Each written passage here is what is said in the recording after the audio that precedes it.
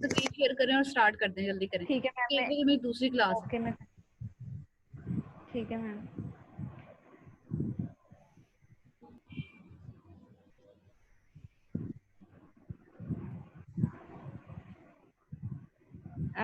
आमना, आमना भी नहीं आई बच्चों।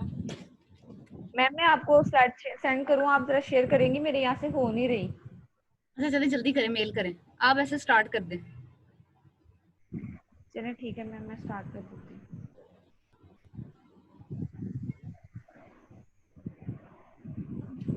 दरअसल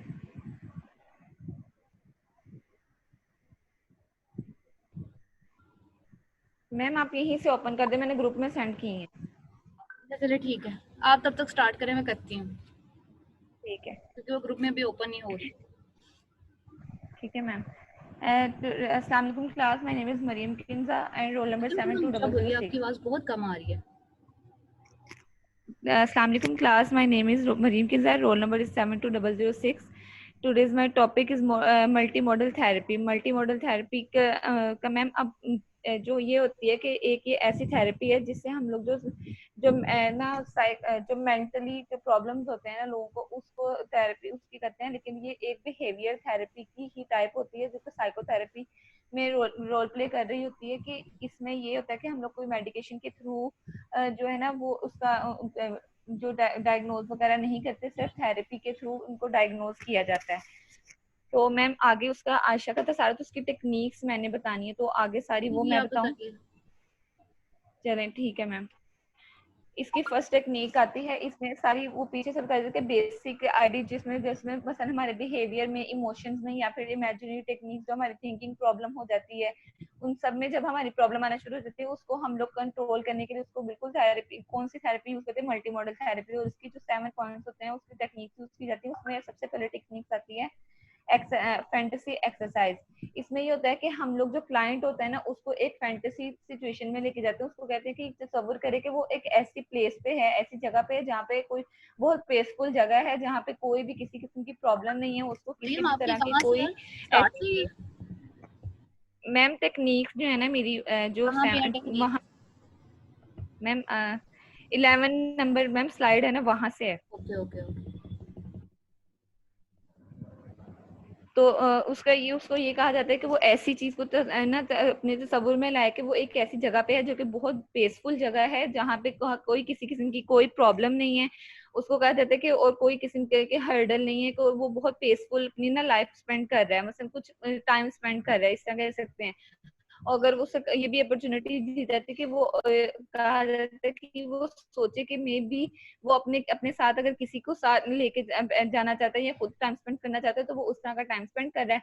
और इस तरह उसे वो जब वो अपनी ये सारी फैंटेसी थेरेपी उसमें हम लोग अप्लाई कर देते हैं ना, उसको एक फैंटेसी में ले जाते हैं, उसको तसव्वुर करवा देते हैं। उसके बाद उसको उस एक्सरसाइज के बाद उससे ये चीज पूछी भी जाती है कि उसने वो वहां पे अपना टाइम जो है वो कैसे स्पेंड किया, उसने वो चीज कैसे अपनी फेस की, कैसे उसने अपना टाइम स्पेंड किया और कैसे उसको ये चीज फील हुई। और इससे ये होता है कि हम जो उसका जो बिहेवियर होता है ना उसको एक ना पॉजिटिव की तरफ लेके जाते हैं। तो जो पॉजिटिव उसकी जो थोड़ी सी या थोड़ी बहुत जो उसकी एंग्जाइटी या जो डेली लाइफ के जो भी प्रॉब्लम्स होते हैं ना, उनको उसकी तरफ से हटा के उसको पॉजिटिव चेंज की तरफ लेके जा रहे होते हैं। उसी तरह इसमें आ जाता है इमेजिनरी। इसमें टाइम को विजुअलाइज कराया जाता है, एक्सपीरियंस कराया जाता है थेरेप्यूटिक बेनिफिट के लिए, अपने मतलब जो थेरेप्यूटिक बेनिफिट होता है ना उसके लिए। इसमें जो इफेक्टिवनेस भी होती है, इसमें जो ये है कि हमारी जो क्लाइंट की जो इमेजिनरी सेंसेशन और साउंड स्मेल, ये सारी चीजें मौजूद होती हैं, क्योंकि वो इमेजिन कर रहा है लेकिन उस चीज को फील भी कर रहा होता है। और इसमें ये चीज भी होती है कि इसमें हम लोग जो अपना है ना सेल्फ अवेयरनेस उसको अपना उसको ग्रोथ कर रहे होते हैं, पर्सनल ग्रोथ कर रहे होते हैं। इसमें इसमें ये होता है कि जो क्लाइंट होता है ना वो खुद पार्टिसिपेंट होता है, वो चीजों को ऑब्जर्व नहीं कर रहा होता, सिर्फ वो खुद इस चीज में पार्टिसिपेंट कर रहा होता है, पार्टिसिपेट किया होता है। इसमें ये क्लाइंट पे ये होता है कि किस तरह ये जो अपनी जो है ना इस जो अपनी जो इमेजिनेशन है इसको कैसे बना अपनी जो इसको स्विच कर देता है या वो बनाए रखता है। ये टोटली के टोटली इस पर ही कंट्रोल होता है। इस टेक्निक पे जो क्लाइंट का कंट्रोल होता है कि वो किस तरह अपनी इमेजिनेशन को किसी भी ड्राफ्टिंग के बगैर जो है ना वो अपने उसको मेंटेन रखता है। उसके बाद जो इस टेक्निक के बाद जब उसको इमेजिनेशन करवाई, फैंटेसी के बाद इमेजिनेशन जो वो खुद अपने अपने आप को ऑब्जर्व कर रहा हो, तो उसके बाद ये चीज आ जाती है कि जो बिहेवियर रिहर्सल करवाई जाती है। इससे ये होता है कि इसका ये टेक्निक होती है, इस बिहेवियर की रिहर्सिंग इसमें करवाई जाती है, उसको प्रैक्टिस करवाई जाती है, न्यू बिहेवियर जो इसका अडॉप्ट हुआ था ना उसको। उसमें मिशन जो उसमें ग्रुप में बैठ के उसकी थोड़ी सी और सेशन लिए जाते हैं इंडिविजुअली कि जो इसमें जो थोड़ा चेंज आ रहा है वो किस तरफ आ रहा है। इसमें हमारा एक पर्पस इसका जो थेरेपिस्ट का होता है कि जो इसका जो कंफर्टेबल लेवल है ना बिहेवियर का, जो न्यू बिहेवियर है उसको इंक्रीज करना, उसको हम देखते हैं कि किस तरह वो कंफर्टेबल खुद को फील कर रहा है और खुद नहीं कर पा रहा उसमें। उसके बाद हम लोग उसका रिव्यू लेते हैं, फीडबैक देखते हैं, परफॉर्मेंस जो उसकी होती है उससे हम लोग उसका हिसाब लगाते हैं कि इसमें कौन सी जगह पे भी प्रॉब्लम आ रही है और कौन सी जगह पे भी प्रॉब्लम थोड़ी सी खत्म हो चुकी है। उसके बाद आ जाती है सेल्फ मॉनिटरिंग।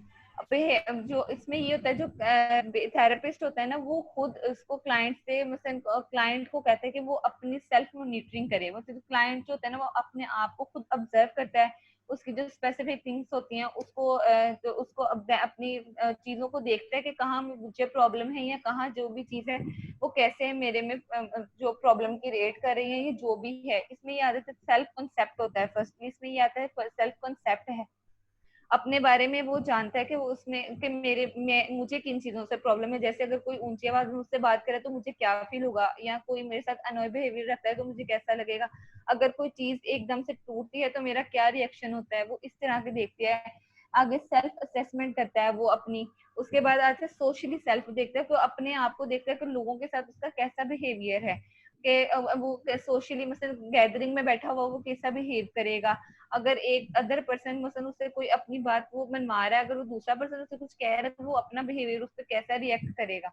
अपने बारे में वो नॉलेज रखता है कि उसमें क्या प्रॉब्लम है क्या नहीं है क्या चीजें, वो उस चीज को वो अक्सर थेरेपिस्ट होते हैं मुझसे ये भी कह देते हैं कि आप इन चीजों को थोड़ा लिखना शुरू करें, मतलब थोड़ी डायरी बना के किस चीज से मसला है वो अपने आप में जो नॉलेज होती है ना वो लेना शुरू करें। इस चीज से मुझे अच्छा लग रहा है, इस चीज से बुरा लग रहा है, इस चीज से ये चीज हो रही है, एग्रेशन हो रहा है या प्रॉब्लम आ रही है, ये चीजें आती है। हमारा पर्पस इसमें ये होता है कि जो बिहेवियर चेंज जो जो बिहेवियर है ना उसका क्लाइंट का जो नेगेटिव बिहेवियर उसको चेंज करके बेसिक लाइफ डेवलप कर देते हैं हम उसकी। हमारे पास इसका ये होता है कि इस सेल्फ मॉनिटरिंग का ये होता है कि हमारे पास इंफॉर्मेशन जो है ना वो बहुत ज्यादा हमारे पास आ जाए जिससे हमारी जो प्रॉब्लम है ना वो क्लियरिफाई हो सके। उसमें जब प्रॉब्लम क्लियरिफाई होगी तो जो क्लाइंट की जो भी प्रॉब्लम है, सेंसिटिविटी है जो प्रॉब्लम की, उसको हम जो है ना उसको प्रॉब्लम सॉल्व करके उसकी तो उसको जो सेल्फ अवेयरनेस उनको उसको इंक्रीज कर देते हैं। उसके बाद हम लोग जो इसकी जो इसमें ये भी आता है कि आइडेंटिफाई हो जाते हैं हमारे इंसिडेंट, कौन से ऐसे इंसिडेंट हैं, कौन से कॉन्सिक्वेंसेज हैं जो बिहेवियर जो है इसका प्रॉब्लम की इस बिहेवियर की जो प्रॉब्लम बन रहे हैं उसको हम देख के सारी चीजें सामने रख के उसके बाद हम लोग इसका जो इसकी जो सेल्फ अवेयरनेस होती है ना उसको इंक्रीज कर देते हैं, उसको पॉजिटिव की तरफ ले जाते हैं, उसके नेगेटिव बिहेवियर को कम कर देते हैं। उसके बाद प्रॉब्लम सॉल्विंग आ जाता है। प्रॉब्लम सॉल्विंग में ये होता है कि सबसे पहले आइडेंटिफाई करते हैं, सिस्टमेटिक प्रोसेस होता है जिसमें जो पर्सनल डिसीजन जो होते हैं ना वो रिस्पॉन्ड कर रहे होते हैं। मतलब सबसे पहले प्रॉब्लम सॉल्विंग का ही मेथड होता है कि आइडेंटिफाई करते हैं, उसके आइडेंटिफाई करते हैं बिहेवियर चेंज के, मतलब ये प्रॉब्लम है, उसके बाद डिफाइन करते हैं कि ये प्रॉब्लम किस वजह से आ रही है, कि किस लिए आ रही है, कैसे आ रही है। उसके बाद हम लोग एक्सप्लोर करते हैं कि इनके जो कॉन्सिक्वेंसेज हम लोग देखेंगे, उसकी जो विड्रॉ जो हम वो देखेंगे कि जो इसकी ट्रीटमेंट या जो भी प्लानिंग हम लोग उसके बारे में स्टडी करते हैं कि इसको हम लोग कैसे खत्म कर सकते हैं। फिर जो हमने पूरा एक स्केच बनाया होता है उस प्रॉब्लम का हम लोग उसको एक्शन उसका करते हैं, मतलब उसको इम्प्लीमेंट करके देखते हैं। और जब ये हम लोग इम्प्लीमेंट कर देते हैं फिर हम लुक बैक करते हैं कि हम फिर से देखते हैं, आइडेंटिफाई करते हैं दोबारा से कि कौन सी चीज हमने जैसे जैसे कोई चीज अप्लाई की है उसका कौन सा कैसा इफेक्ट आया है, कौन सी चीज में भी कमी रह गई है और कौन सी में नहीं रहती। ये होता है प्रॉब्लम सॉल्विंग मेथड। उसके इसमें ये बताया गया कि जो MMT है ना इसके कुछ एडवांटेजेस बताए गए हैं। इन्होंने कहा कि जो मल्टी मॉडल थेरेपी है ना उसका वो बहुत है ना कॉम्प्रिहेंसिव और फ्लेक्सिबल थेरेपी है। और इसीलिए ना ये ट्रीटमेंट जो होता है ना, इसमें इसी यही वजह है कि ये बहुत ना वसी पैमाने पर, मतलब ये वसी तौर पर ना ये जो ट्रीटमेंट होता है ना ये हाईली इफेक्टिव, इसके जो ट्रीटमेंट होते हैं वह हाईली इफेक्टिव होते हैं कि पर्सन पर जब ये चीज इम्प्लीमेंट की जाती है ना तो वो जो पर्सन है ना उसमें इसके बहुत अच्छे रिजल्ट आ जाते हैं। उसके बाद ये बताया गया जो ये थेरेपी है, ये असेसमेंट जो है ये वाली, ये की रोल प्ले कर रही होती है एमएमटी जो है ना, उसमें ये जो ये थेरेपी डायग्नोज तो करती है चीजों को, लेकिन ये जो थेरेपिस्ट है ना उसको ये उसकी ये हेल्प हो जाती है कि जो ट्रीटमेंट स्ट्रेटजीज है ना वो बहुत इफेक्टिवली जो है ना वो बना लेता है, मतलब डायग्नोज अच्छे से हो जाता है, इफेक्टिवली जो स्ट्रेटजीज है वो बना दी जाती हैं। और जो इसके यही जो टू एलिमेंट्स है ना यही जो होते हैं कि ये इनहेंस कर देते हैं इफेक्टिवनेस और ट्रीटमेंट है ना, जो इसको इनहेंस कर देते हैं, जिसकी वजह से जो इसके रिजल्ट हैं वो बहुत अच्छे लाइकनेस हो जाते हैं, लास्टिंग रिजल्ट आते हैं, इसको इंक्रीज कर देते हैं, इसकी जो पॉजिटिविटी जिस चीज को वो लाना चाह रहा होता है उसको। उसके बाद इसमें साथ बताया गया कि जो क्लाइंट है ना उसकी बेसिक आईडी के बारे में पीछे जो है ना आयशा आपको एक्सप्लेन करेगी, लेकिन मैं आपको थोड़ा सा बिहेवियर, इसमें बेसिक आईडी में जो इसका बेसिक एक में बिहेवियर, बेसिक में आता है बिहेवियर, उसके बाद आ जाते हैं बिहेवियर के बाद उसमें इमोशंस जो है ना, इमेजिनरी जो है उसकी जो सिचुएशंस होती हैं, उसकी जो कोग्निटिव बिहेवियर्स हैं वो सारी चीजें आ जाती है, ड्रग्स वगैरह जो उसके बारे में बताया गया उस उन चीजों को वो देखता है कि किन जगहों पे इन चीजों के बजाय ये जिस जगहों पे जो जिस एरिया में भी प्रॉब्लम थी उसको हम लोग आइडेंटिफाई इंटरवेंशन के जरिए हम कर तो लेते हैं। उसके बाद जो एमएमटी है वो जो क्लाइंट की जो हेल्प करता है कि जो वो पॉजिटिव चेंज लाया है ना उसको वो आइडियल बना सके, वो जो क्लाइंट के लिए आइडियल बना सके, वो अपने आप में एक पॉजिटिविटी ला सके।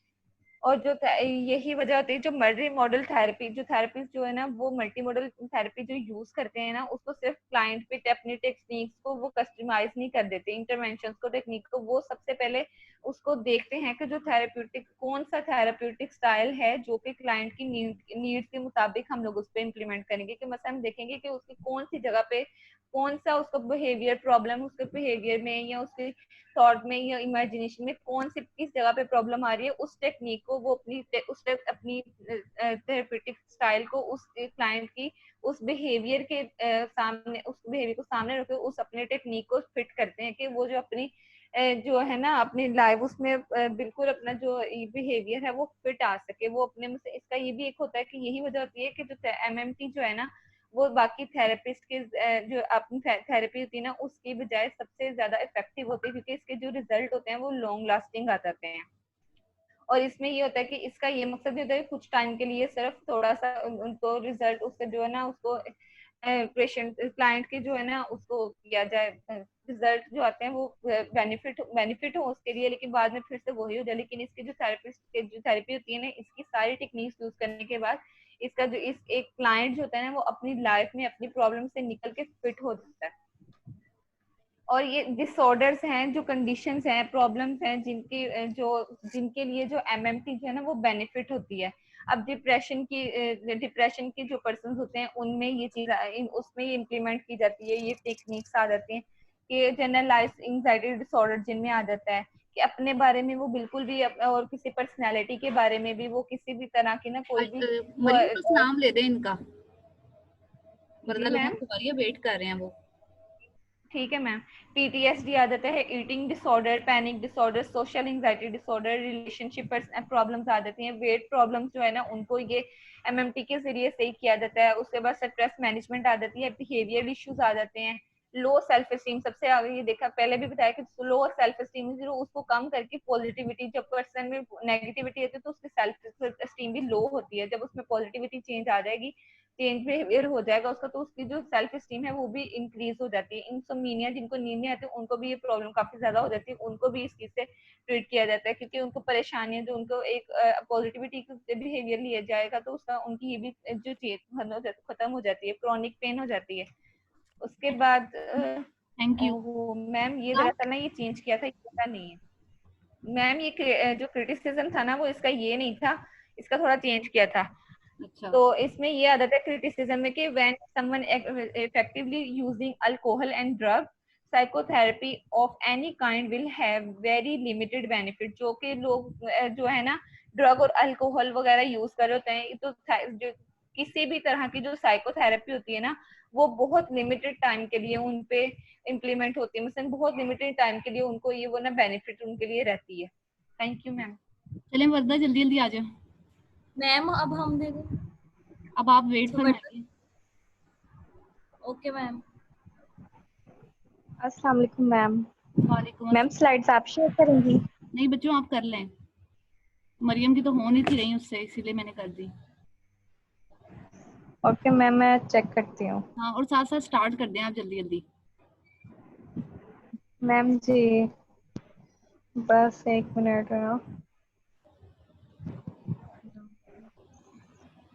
कल को बच्चों आपका मॉक टेस्ट भी है 1 बजे I think. Yes ma'am. Allah करे अच्छा हो जाए और आपको वो सारे इश्यूज ना फेस करने पड़े जो पहले किए थे। आप ना फिर ऐसा करेंगे, जो आपकी प्रेजेंटेशन है ना, मतलब अब ये नहीं पता कि हम लोगों ने क्लासेस आपकी डेट शीट क्या बन के आती है, तो अगर तो आपके पेपर 4 और 17 से ही स्टार्ट हैं या आपकी डेट शीट में कोई आपका पेपर इस तरह से आया हुआ, फिर हम ऐसा करेंगे जो बाकी बच्चे रह गए हैं उन सबकी पेपर्स के बाद प्रेजेंटेशन ले लेंगे, ठीक है? Okay ma'am. मैम ये मुझसे क्लियर नहीं हो रहा। तो चलिए मैं करती हूँ, आप अपना स्टार्ट कर दें, मैं करती हूँ। ओके मैम आप कर दें, मैं तब तक स्टार्ट कर देती हूँ। जी जी, आप स्टार्ट करें। अस्सलाम वालेकुम class, my name is Farda student, roll number 72010 and my group member is Iqra 72004। Topic है नरेटिव थेरेपी।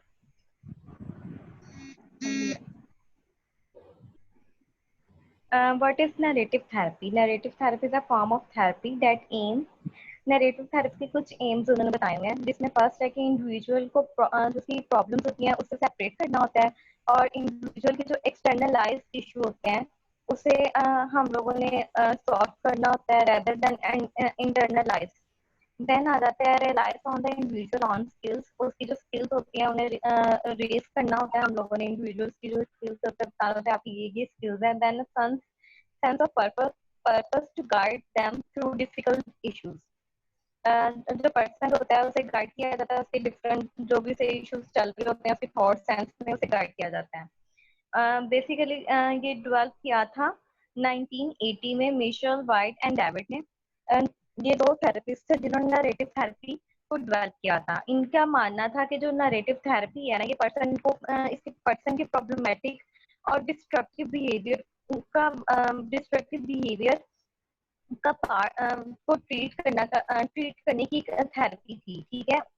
और देन था, इन्होंने 3 मेन आइडियाज थे इनके थेरेपिस्ट के। फर्स्ट था narrative therapy respectful individual who engage in narrative therapy are brave people who recognise issue they would like to address in their life. उसने कहा था कि नरेटिव थेरेपी इसलिए सक्सेसफुल है कि इसमें जो पर्सन होता है वो अपने इश्यूज को रिकॉग्नाइज करता है और एड्रेस करता है। देन सेकंड उसका जो आइडिया था नरेटिव थेरेपी नॉन ब्लेमिंग। उसे उनका मानना था कि जो नरेटिव थेरेपी है ये नॉन ब्लेमिंग है। इसमें जो पर्सन होता है वो अपनी प्रॉब्लम्स को देखता है उससे और functional individual who engage in thought pattern और behavior that they would like to change। जो पर्सन होता है वो अपने बिहेवियर पैटर्न को चेंज करता है, अपने थॉट्स को चेंज करता है नरेटिव थेरेपी के थ्रू। देन उनका तीसरा जो आइडिया था उनका था narrative therapy views the client as expert. Only the client now their their own life intimately and has skills and knowledge to change their behavior and address their issues। उसने कहा था ये नरेटिव थेरेपी इसमें client जो होता है वो अपनी स्किल्स को अरेज करता है और अपने बिहेवियर को एड्रेस करता है, अपने इश्यूज को एड्रेस करता है और उसको चेंज करता है। देन उनके प्रिंसिपल से reality is socially constructed with means that our interaction with and dialogue with other impact the way we experience reality। उसने कहा जो हमारे सोशली रियलिटी कंस्ट्रक्टेड होते हैं वो मीन इंटरेक्शन विद डायलॉग्स होते हैं, ठीक है, और जो जो दूसरों के डायलॉग होते हैं वो इम्पैक्ट करते हैं हमारे हम पे, और एक्सपीरियंस रियलिटी बेस्ड होते हैं हमारे जो भी इश्यूज होते हैं।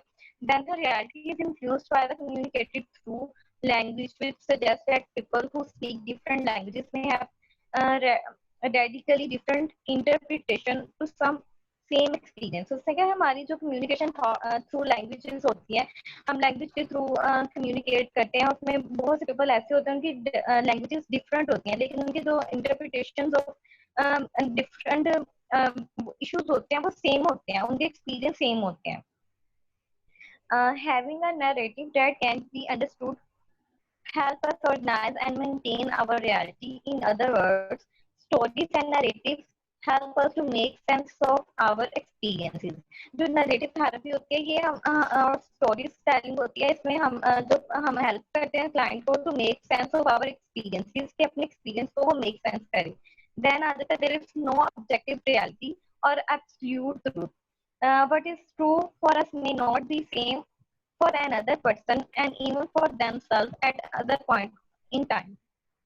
इसमें नो ऑब्जेक्टिव रियलिटी होती है, एब्सोल्यूट ट्रूथ होता है, और इसमें सेम जो हम लोग सिचुएशन होती है वो फेक नहीं होती है, रियलिटी बेस्ड होती है, पर्सन के एक्सपीरियंसेस आ जाते हैं इसमें, और पॉइंट इन टाइम आ जाता है। देन आ जाती है इसकी टेक्निक्स।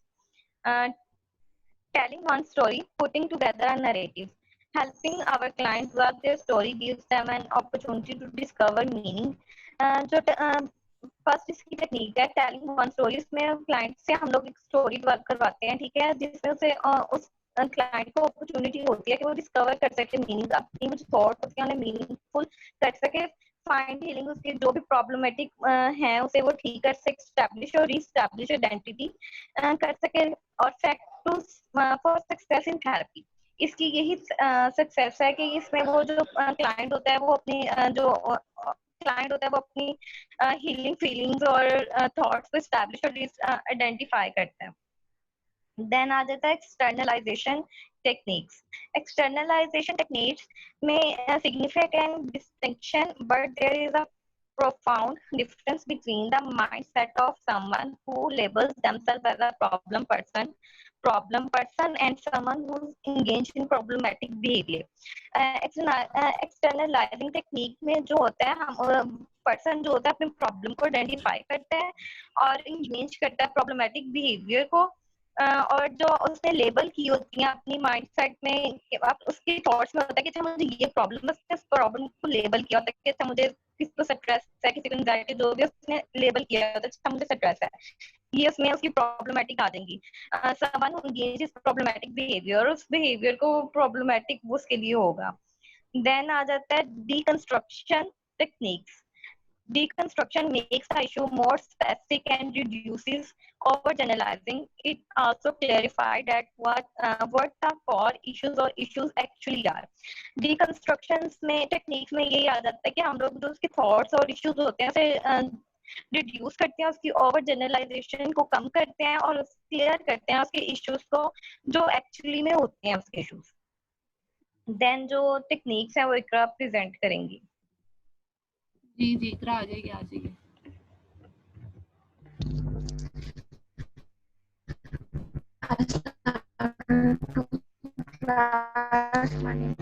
आपकी आवाज नहीं आ रही। आप शेयर किया उसके बाद कुछ टेक्निक्स है जो नैरेटिव थेरेपी। मैम अब आई है? जी अब आ रही है। हेलो जी जी आ रही है इकरा, अब आ गई है।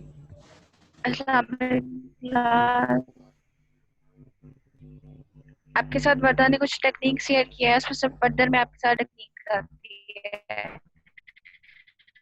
तो इसमें हम क्या करेंगे कि इसमें जब हम उसको स्टोरी टेलिंग करवाते हैं, उसको कहते हैं कि आप एक स्टोरी लिखें, तो उसको हम निकालते हैं, कुछ उसने अपनी प्रॉब्लम शेयर की होती है, जैसे हम उसमें टीएटी में करते हैं, वो स्टोरी बताता है तो उसमें से हम उसकी नीड्स या उसकी प्रेस वगैरह जो भी निकालते हैं। इसी तरह हम इसमें जब उसको स्टोरी लिखवाई जाती है, इसमें उसकी आउटकम्स निकलवाती हैं, उसकी प्रॉब्लम जो होती है, एक्चुअली जो प्रॉब्लम होती है वो हम उसको इश्यूज होते हैं उनको देखते हुए हम उसकी आउटकम्स निकालते हैं। उसके बाद अगली टेक्निक हमारी आ जाती है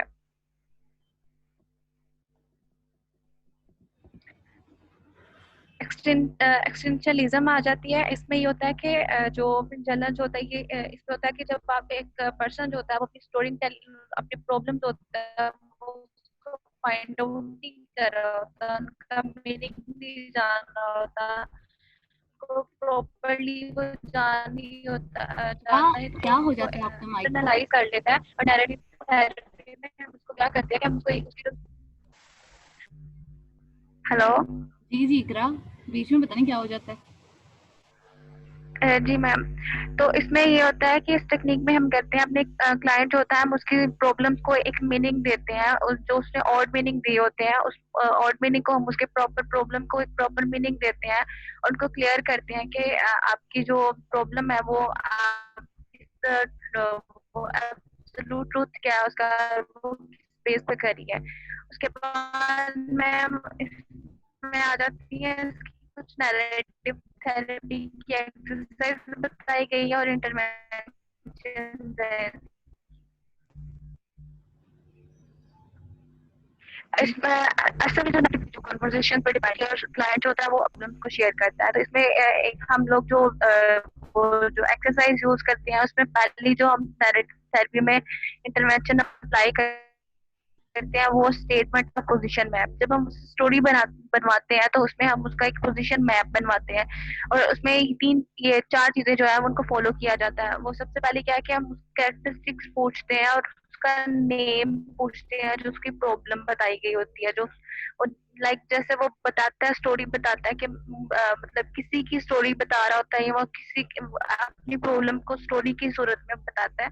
हम उसको कहते हैं कि इसको आप एक लेबल करें या आप इसको अपनी प्रॉब्लम को हम में करते हैं कि अगर वो उन्होंने थीम नहीं दिया होता तो फिर हम उसको थीम वगैरह दे सेट करते हैं। इसी तरह इसकी दूसरी चीज है तो मैपिंग में क्या होता है, मैपिंग का इफेक्ट होता है प्रॉब्लम जो होती है वो किसी मैप के जरिए जो होती है वो फाइंड आउट की जाती है। जैसे कि उनको बताया जाता है होम होता है, वर्क होता है, स्कूल रिलेशनशिप्स होते हैं, ये मैप एक फॉलो किया जाता है। इसके जरिए उनकी स्टोरी जो उन्होंने जो प्रॉब्लम और अपनी वो जो निकाली है पोजीशन में वैल्यूएट किया जाता है। उसके बाद मैम किया जाता है इसमें कि वैल्यूज निकाली जाती है। इसकी थिंकिंग जो होती है वो अपनी मतलब जो स्टोरी बताई गई होती है उन्होंने उसके वैल्यूज उसको वैल्यूएट करके बताई जाती है। उसके बाद दूसरी इसमें जो टेक्निक इंटरवेंशन आ जाती है माई लाइफ स्टोरी। समटाइम्स ऐसा होता है कि क्लाइंट जो होते हैं वो अपनी प्रॉब्लम्स को माई लाइफ स्टोरी के नाम से बताते हैं। तो उसमें इस तरह होता है कि इंटरनेट कुछ जब क्लाइंट आपको अपनी स्टोरी बता रहा होता है तो वो अपनी प्रॉब्लम को माई लाइफ स्टोरी के नाम से बताता है। जैसा कि वो मोस्टली हम पढ़ते हैं जैसे लिखा होता है कि मेरी अक्सर उन्होंने समटाइम्स ऐसा होता है क्लाइंट्स ने डायरीज बनाई होती है या उन्होंने कुछ रिटन फॉर्म में कुछ मटेरियल लिखा होता है, तो इसी तरह उन्होंने माई लाइफ स्टोरी लिखी होती है। उसमें हम उनकी जो होती है वो आउटलाइंस बनाते हैं और इस तरीके से हम लोग करते हैं। और समटाइम्स वो किसी की लाइफ स्टोरी लिखते हैं और उसमें से अपनी प्रॉब्लम जो होता है वो उसमें अपनी प्रॉब्लम को वो मतलब शो करवाते हैं। तो ये भी इंटरवेंशन करवाई जाती है। उनको कहा जाता है कि आप माई लाइफ स्टोरी लिखें, तो उसके जरिए फिर हम उनकी प्रॉब्लम जो है फाइंड आउट करते हैं और उस पर काम करते हैं। उसके बाद तीसरी चीज जो हम यूज करते हैं इसमें एक्सप्रेसिव आर्ट होता है। हम समटाइम्स आर्ट के जरिए भी हम लोग जो होते हैं वो निकाल सकते हैं।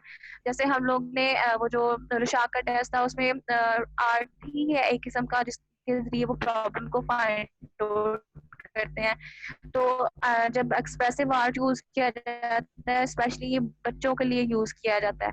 बच्चे जो होते हैं वो प्रॉपर्ली अपनी स्टोरी नहीं बता सकते, तो इसलिए वो बच्चों के लिए आर्ट वगैरह यूज करके इस तरह की तो उनसे स्टोरी टेलिंग जो करवाई जाती है। इसमें पहली चीज होती है मेडिटेट होती है। मेडिटेट में क्या जाता है तो कुछ मेडिसिन के जरिए उनको रिलैक्स किया जाता है कि उनकी प्रॉब्लम को एक्सप्लोर किया जाए। उसके बाद जर्नल्स होती हैं। जर्नल्स में क्या होता है उसमें ये होता है कि उनसे क्वेश्चन किए जाते हैं।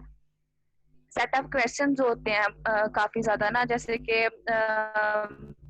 आपको ये जिस तरह हम ये क्वेश्चन करते हैं कि आपको ये प्रॉब्लम किस तरह अफेक्ट कर रही है और किस तरीके से इस प्रॉब्लम ने आपके ऊपर होल्ड रखा हुआ है। इस तरह हम लोग स्टोरी में उनके जरिए पूछते हैं। उसके बाद ड्रा होता है कि अगर वो पर्सन चाहे तो वो ड्रा करने के जरिए कुछ ड्रा करके भी अपनी स्टोरी बता सकता है और उसके जरिए भी हम उसकी प्रॉब्लम्स फाइंड आउट होती हैं, उसमें एंगल्स होते हैं, कीवर्ड्स होते हैं और मूवमेंट होती है।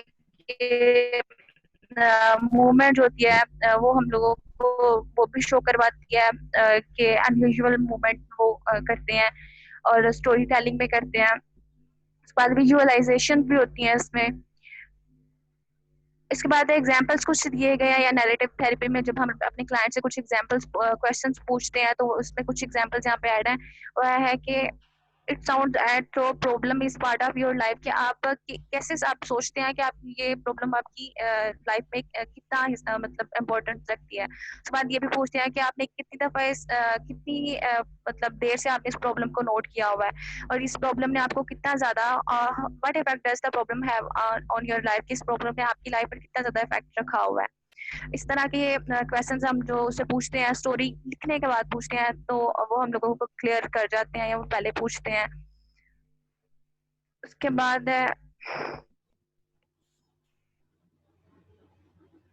ट्रीटमेंट प्लान है इसका कि हमने जब थेरेपी कर रहे होते हैं उसके बाद हमें उसका ट्रीटमेंट प्लान कैसे करना है। तो उसमें उन्होंने कुछ यहाँ पे 3 जो प्रोसेस बताए गए हैं उसमें सबसे है externalisation of the problem which mirror the steps of the position mapping, developing a particular experience near definition of the problem के एक्सटर्नलाइज करते हैं हम लोग उनकी प्रॉब्लम्स को, उनकी प्रॉब्लम्स होती है उनको एक्सटर्नलाइज करते हैं और उनका एक प्रॉपर मैप जो होता है वो हम बनाते हैं और developing a particular experience near definition of the problem, उसकी जो प्रॉब्लम होती है उसके नियरली रह के हम लोगों ने एक प्रैक्टिकल एक्सपीरियंस जो होता है वो हमने डेवलप करना होता है। उसके बाद हमने क्या करना होता है कि हमने उनकी जो प्रॉब्लम्स होते हैं उसके असरार होते हैं उनको रीमैप करना होता है और उनको प्रॉपर एक शेप में लेके आना होता है। Evaluating the effects of the problem, कि उनकी जो प्रॉब्लम्स होती हैं उनको वैल्यूएट करके बताना क्या आया कि उनकी प्रॉब्लम्स है वो वाकई में प्रॉब्लम है या फिर वो नहीं है, फिर उनको ये ऐसा लग रहा है। उसके बाद उनको जस्टिफिकेशन देनी है उनकी वैल्यूएशन की कि वो क्या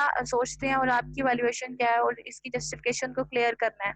री ऑथरिंग कॉन्वर्जेशन बाय इसका दूसरा ट्रीटमेंट प्लान आता है और इसमें यह कि आपने क्लाइंट को हेल्प करना है कि वो अपने निगलेक्ट करे अपने वो खुद से जो सोचे गए उनके जो होते हैं आइडियाज, मतलब जो उसको कुछ भी प्रॉपर वे में समझ नहीं आती तो उसको अपना खुद का मीनिंग दे देता है। आपने उसको हेल्प करना है कि आप उसको निगलेक्ट करे वो उसको। उसके बाद इसकी दूसरी आती है कि shifting the problem centred narrative, जो उसकी जो प्रॉब्लम होती है ना उसको आपने सेंटर्ड नैरेटिव में उसको शिफ्ट करना है। बस का तीसरा आता है remembering conversation that actually engage the client in the process, के आपने के जो रिलेशनशिप उनको रीन्यूइंग करना है। उसके बाद रिलेशन से वैसे रिलेशनशिप रिमूव करते हैं कि जो उनके लिए बिल्कुल एक हेडेक या फिर उनके लिए एक स्ट्रेस का बायस बन रहे हैं, ऐसा रिलेशनशिप को रिमूव करवाना है। उसके बाद फाइंडिंग मीनिंग देयर स्टोरी, की उनकी स्टोरी जो उन्होंने लिखी होगी उन्होंने उसमें बताना है कि आपकी प्रॉब्लम जो है वो पहले थी और अब नहीं है। और ठीक है इकरा, थैंक यू। ओके बच्चों, मैम मैं स्टार्ट करूं? नहीं बच्चों यहाँ पे अब खत्म हो रही है क्लास क्योंकि मेरी नेक्स्ट मैम ले मेरी अभी लाइट आई है, मैंने थोड़ा सा फोन चार्ज किया है तो अब करिए। बच्चों मैम बकिंजा ने दे दी है तो मेरा सिर्फ रहता है। बच्चों मेरी क्लास स्टार्ट होने लगी है, मैं नहीं ले सकती अब। वैसे मैंने 1 बजे का टाइम दिया था तो अब 1 बज के, मतलब मेरी कल की क्लास भी रह गई थी, उनके साथ लाइट ऑफ हो गई थी। कोई बात नहीं है, जो लोग रह गए मैम अब मैं पेपर्स के बाद ले लूंगी, ठीक है मैम? आज मेरे तो एक मैम आज 4 बजे की क्लास है आपके साथ। मेरी ले लें बच्चों 4 बजे की है, लेकिन वो 4 बजे की मैंने अब ली है ना मैम। तब आप फ्री होंगी तो मैं अपनी प्रेजेंटेशन आपको मतलब बच्चों खुद तब ही दे मैं दूंगी फ्री अगर नहीं क्लास नहीं होगी, होगी। तब मैं फ्री नहीं थी क्योंकि वो लाइट का थोड़ा इशू है, इसी वजह से मैंने आज आपसे पहले क्लास ले ली है। मैम मैं 5 मिनट में प्रेजेंट कर देती हूँ मैम, अब मेरा अपना तो कोई कसूर नहीं था मैम। लाइट अभी आई है। चले ठीक है, दोबारा रिज्वाइन करें, जल्दी करें, मीटिंग एंड हो चले गई, मैम। रिज्वाइन करें। Okay ma'am, thank you.